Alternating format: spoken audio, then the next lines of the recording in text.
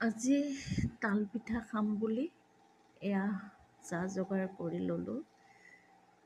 যিহেতু ভাদৰ মাহত তাল পিঠা খাব লাগে বুলি আগৰ পৰাই জানি আহিছোঁ, সেয়ে আজি আমিও খাম বুলি বনাই আছোঁ।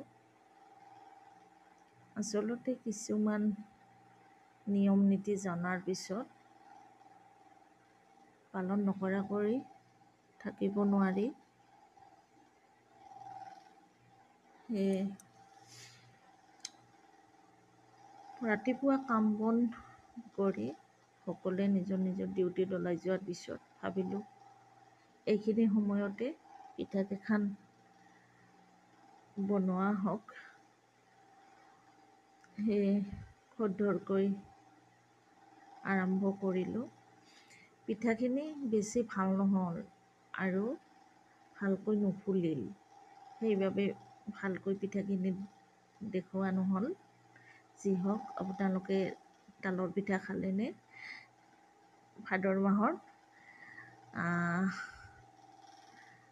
আমি আজি খাব লৈছোঁ। যি হওক, শুভৰাত্ৰি জনাইছোঁ।